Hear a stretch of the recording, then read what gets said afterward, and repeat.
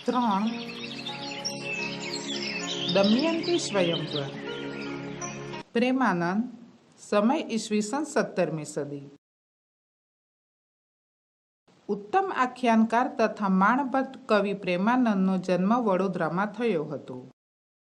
રામાયણ, મહાભારત તેમજ પૌરાણિક ગ્રંથોનો અભ્યાસ કરીને એમાંથી કથાવસ્તુ લઈને તેમણે આખ્યાનો રચ્યા. મધ્યકાળમાં પ્રેમાનંદે આખ્યાનને નવું જ રૂપ આપ્યું. માણ ઉપર થાપ આપીને પઠન, ગાયન તેમજ અભિનય દ્વારા લોક સમુદાયમાં રસની આગવી જમાવટ કરવામાં પ્રેમાનંદ મોખરે રહ્યા. ઓખાહરણ, ચંદ્રહાસાખ્યાન, અભિમન્યુ આખ્યાન, સુદામા ચરિત્ર, કુંવરબાઈનું મામેરું, નળાખ્યાન, રણયજ્ઞ, દશમ સ્કંદ વગેરે આખ્યાનો દ્વારા પ્રેમાનંદે ગુજરાતી આખ્યાન કવિતાને સમૃદ્ધ કરી છે. વર્ણન, પાત્રાલેખન, રસ નિરૂપણ, ભાષાકર્મ એમ વિવિધ દ્રષ્ટિએ પ્રેમાનંદના આખ્યાનો ગુજરાતી ભાષાની વિશિષ્ટ સંપદા બની રહેલ છે. કથા તેમજ કાવ્યનો સુભગ સમન્વય એમાં જોવા મળે છે. માણ દ્વારા કથા કરવામાં તેઓ કુશળ હતા, કલાકાર હતા. માનવ મન તેમજ માનવ સ્વભાવની તેમને ઊંડી પરખ હતી. આખ્યાન રજૂ કરતી વખતે એક રસમાંથી બીજા રસમાં સરકી જઈને ગજબની જમાવટ કરી શકતા હતા. આખ્યાનો દ્વારા તેમણે લોકશિક્ષણનું કામ કર્યું હતું. પ્રજાકીય સંસ્કાર વારસાને પોષવાનું, સાચવવાનું તેમજ સંવર્ધિત કરવાનું કામ તેમણે કર્યું. ઉત્તમ આખ્યાનકારને કવિ હોવાને કારણે તેઓ કવિ શિરોમણીનું સન્માન પામ્યા છે. ભીમક રાજાએ પુત્રી દમયંતીનો સ્વયંવર યોજ્યો છે, જેમાં ચારેય દેવો નળ રૂપે જ ઉપસ્થિત થતા દમયંતી આકરી કસોટીમાં મુકાઈ જાય છે. તેની મતિ મૂંઝાઈ જાય છે. પ્રેમાનંદે દમયંતીના સૌંદર્યની લાલસા ધરાવતા દેવોને અતિ પામર, પશુવત વ્યવહાર કરતા દર્શાવ્યા છે. અહીં દેવોના પારસ્પરિક છળ કપટને અદ્ભુત રીતે નિરૂપીને કવિએ શ્રોતાઓનું જબરું મનોરંજન કર્યું છે. દમયંતી દેવોને ત્યજીને નળ રાજાને વરમાળા પહેરાવે છે. નળ દમયંતીના લગ્ન થાય છે અને એ જ સમયે કળી અને દ્વાપરને પણ નારદે જ દમયંતીને પરણવાની અભિપ્સા જગાડીને પરણવા મોકલેલા. કિંતુ દમયંતી પરણી જતા હતોત્સાહી થયેલો કળી સત્તા, સમૃદ્ધ, ઐશ્વર્યની ટોચે પહોંચેલા નળ દમયંતીના સુખને સાંખી જીરવી શકતો નથી અને તેથી એક સંધ્યાકાળે પગ ધોતા નળની પાની થોડી કોરી રહી જતા તેના શરીરમાં પ્રવેશીને તેની બુદ્ધિ ભ્રષ્ટ કરવામાં સફળ થાય છે, જેની સુંદર કથા અહીં સુપેરે આલેખન પામે છે. 3. દમયંતી સ્વયંવર. રાગ શારંગ. મન ઈચ્છા નૈષધ રાય તણી, કન્યા ગઈ નળ રાય ભણી.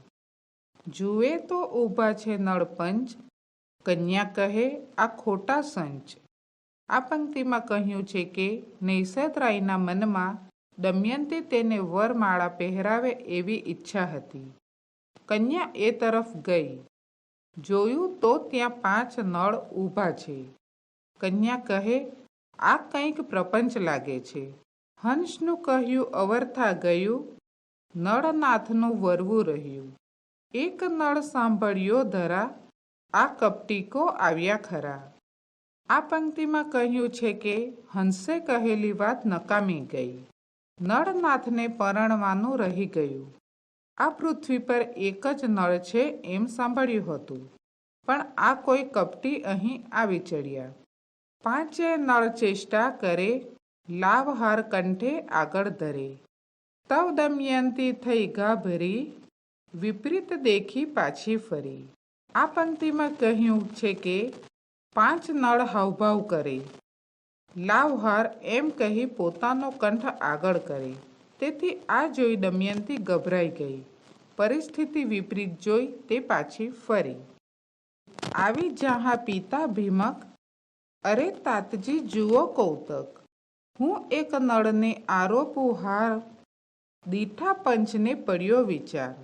આ પંક્તિમાં કહ્યું છે કે જ્યાં પિતા ભીમક હતા ત્યાં આવી અને કહ્યું, અરે તાતજી, જુઓ આ કેવું આશ્ચર્ય! હું એક નળને વરમાળા પહેરાવા ગઈ ત્યાં 5 નળ દીઠા અને હું વિચારમાં પડી ગઈ. ભીમક કહે, આશ્ચર્ય ન હોય તો વિના પંચ ન દેખે કોઈ. શકે દેવતા તા નિરાધાર, થઈ આવ્યા નળને આકાર.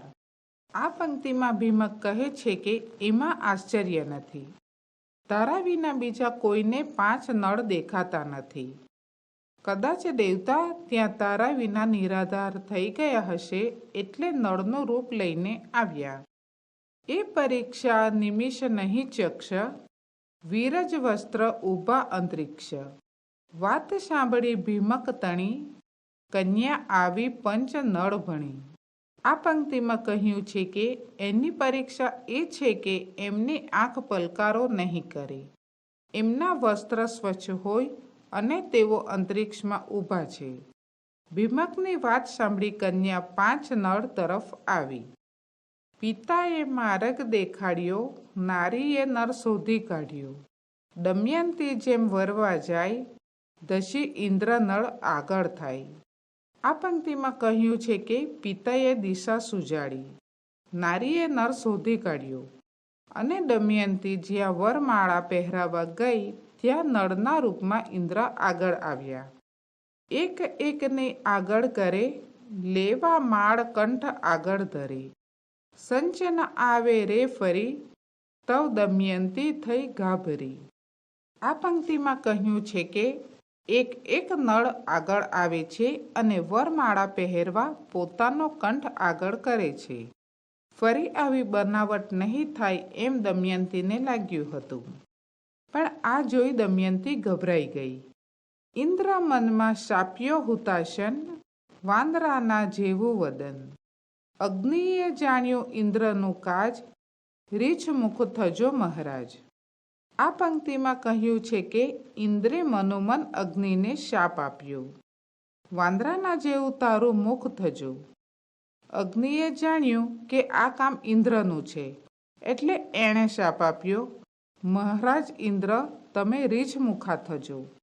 વરુણે શાપ મનમાં દીધો, જમને માંજર મુખો કીધો. ધર્મે અંતર ઈચ્છવું એવું, વરણનું મુખ થયું શ્વાનના જેવું. આ પંક્તિમાં કહ્યું છે કે વરુણે પણ મનમાં યમને માંજાર મુખો થાય એવો શાપ આપ્યો. ધર્મે અંતરમાં એવું ઈચ્છ્યું કે વરુણનું મુખ શ્વાનના જેવું થજો. રીછ વાંદર શ્વાન માંજાર, કન્યા કહે વર રૂડા ચાર. ઇન્દ્ર રાય વાણી એમ ભણે, આધા વેદ માંડ્યો આપણે. આ પંક્તિમાં કહ્યું છે કે રીછ, વાંદર, શ્વાન, માંજરને જોઈ કન્યાએ કહ્યું કે વાહ, 4 રૂડાવર. સામે ઇન્દ્રરાયે એમ કહ્યું કે આપણે સૌએ ખોટો વેશ લીધો. જમ કહે કાં હસાવો લોક, સાપ કીધા માહો માહે ફોક. દમયંતી વિચારે વળી, સમાન શોભે પંચનળી. આ પંક્તિમાં યમ કહે છે કે શા માટે લોકોમાં હાંસી પાત્ર થાવ છો? આપણે અંદરો અંદર સાપ ફોક કરીએ. દમયંતી ફરી ત્યાં આવી. એક સમાન 5 નળ શોભી રહ્યા હતા. કોહોને વરીએ કોહોને ઉવેખીએ, વરમાળા કોહોને આરોપીએ. જોવા મળી આ રાજકુમાર, એક નળ દેખે નિરધાર. આ પંક્તિમાં કહ્યું છે કે કોને વરીએ, કોની ઉપેક્ષા કરીએ, વરમાળા કોને આરોપીએ. રાજકુમારો જોવા ભેગા થયા હતા, હવે માત્ર એક જ નળ દેખાય છે. બુદ્ધિવાન નારી છે ઘણું, માન મુકાવે દેવતા તણું. ચારેયને પૂછે કરી પ્રણામ, તમારા તાતના સાસા નામ. આ પંક્તિમાં કહ્યું છે કે નારી ઘણી બુદ્ધિમાન છે. તેણે દેવતાનું માન મુકાવ્યું અને ચારેયને પ્રણામ કરીને પૂછ્યું, તમારા તાતના શા નામ છે? લોભ વિશે ગણ્યો 9 પાપ, વીરસેન 5નો બાપ. કન્યા વળતી કરને ઘસે, સખી સામું જોઈ જોઈ હશે. આ પંક્તિમાં કહ્યું છે કે લોભમાં પાપ થાય એ વાત ગમતી નથી. વીરસેન પાંચેયના બાપ. આ સાંભળી કન્યા વિષામણમાં પડી ગઈ. સખી તેની સામે જોઈ જોઈને હસે છે. સખી કહે, શું ઘેલા થયા? શું કપટ રૂપને વળગી રહ્યા?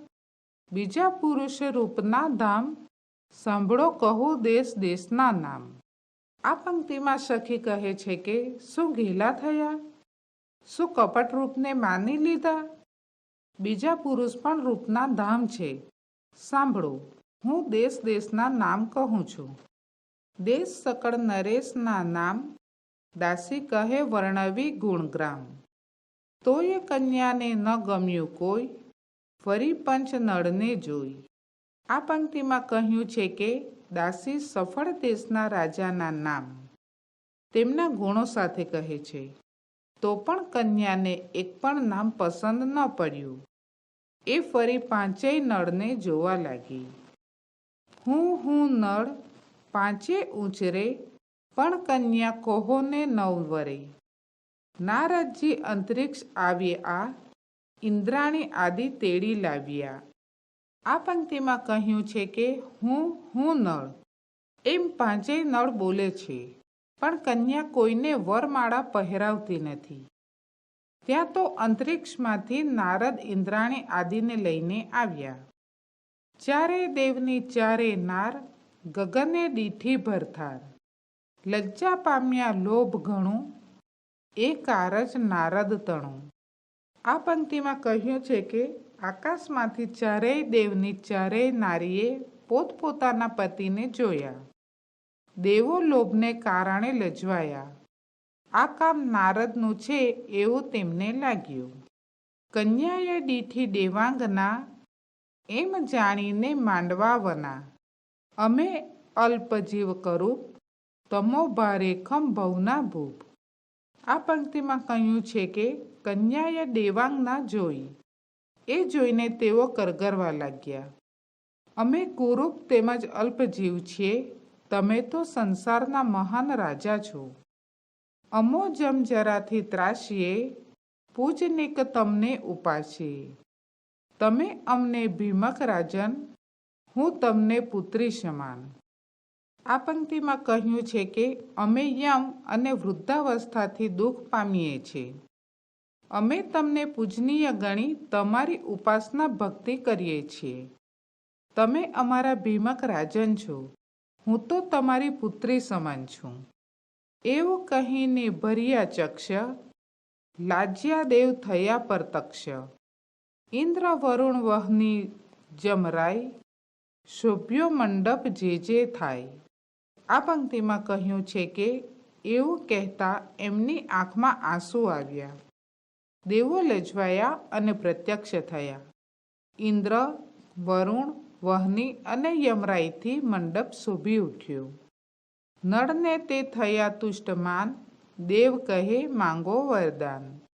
બે વર આપે સુરરાજ, સહેજે નળનું સરયું કાજ. આ પંક્તિમાં કહ્યું છે કે એ સૌ નળ રાજા પર પ્રસન્ન થયા. દેવ કહે માંગો વરદાન. બે વર ઇન્દ્રે આપ્યા, નળનું કામ સરળ થયું. કમળમાળ આપી શુરરાય, લક્ષ્ય વર્ષ નવ સુકાય.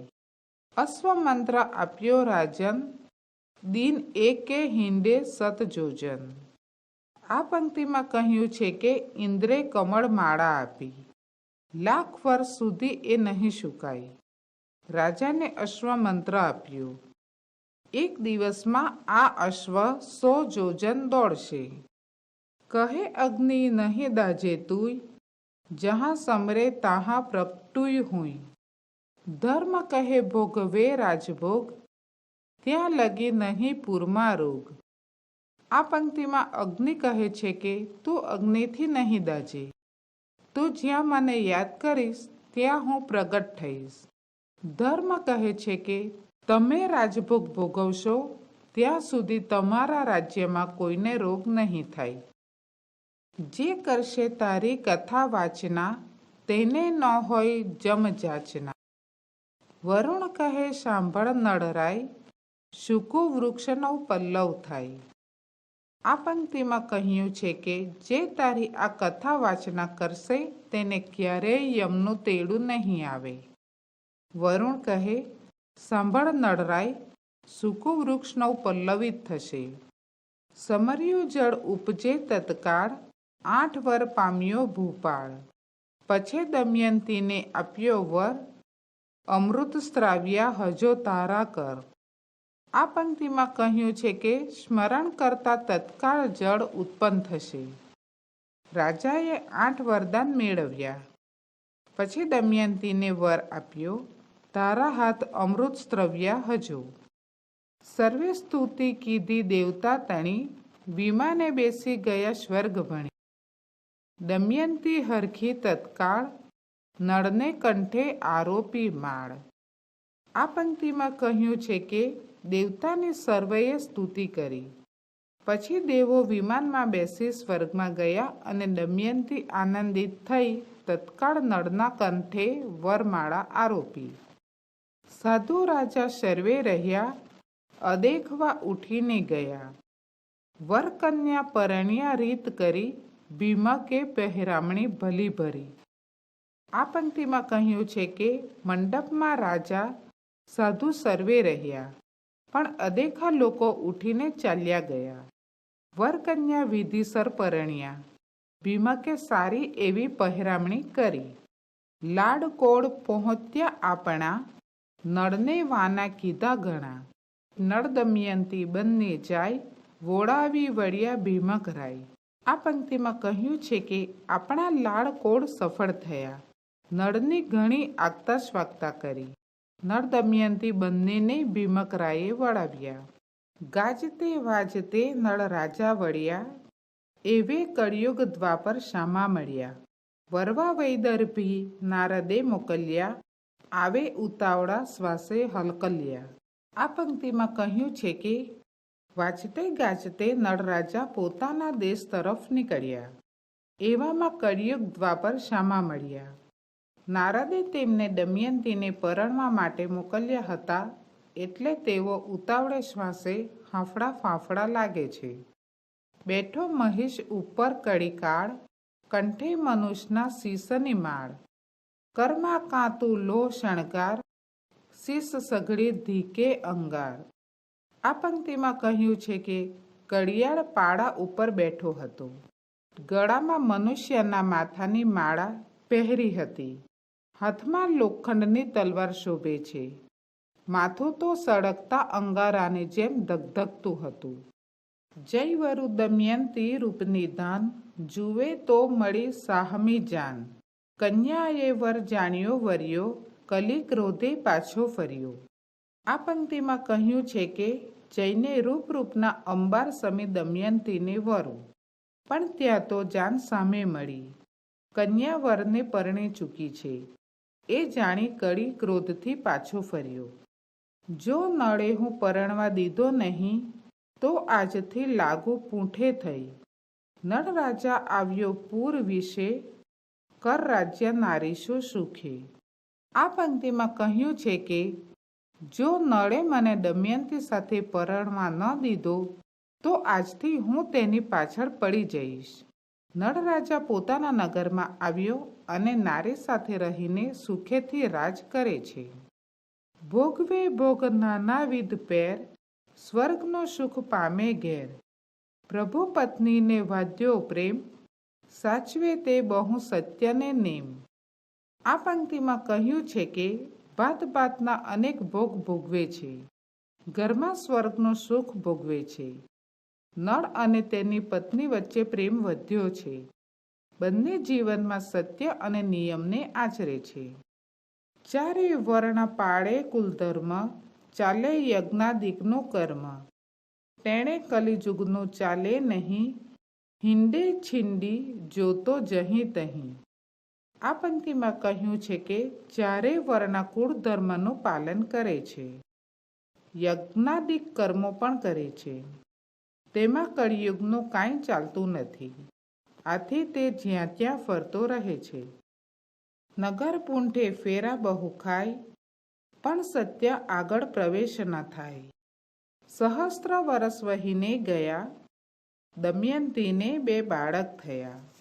આ પંક્તિમાં કહ્યું છે કે નગરની આજુબાજુ કળિયુગ આંટાફેરા મારે છે, પણ સત્યને કારણે એનો પ્રવેશ થઈ શકતો નથી.